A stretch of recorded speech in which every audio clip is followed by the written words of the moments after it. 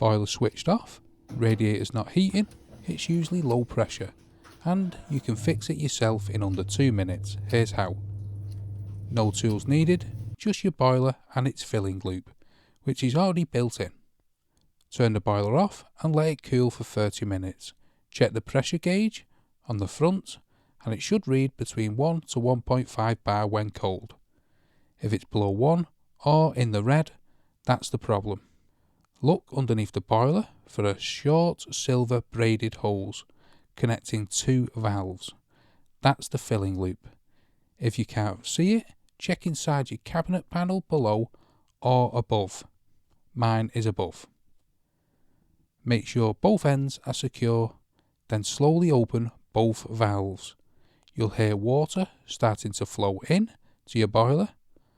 Watch the gauge climb. Stop as soon as it hits 1.2 to 1.5 bar and close both valves fully. Don't walk away, it's very easy to overshoot this. Turn the boiler back on, it'll run a quick reset cycle. Once it's warmed up, check the gauge again. 1.5 to 2 bar is normal running pressure. Anything above 2.5 is too high. Check around the filling loop for any drips. Any actual dripping means a valve isn't fully closed. Give it another firm turn.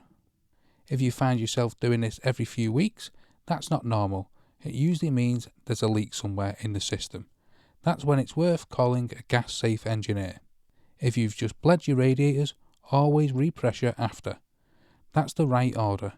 If this got your heating back on, hit that subscribe button. I fix stuff like this every week.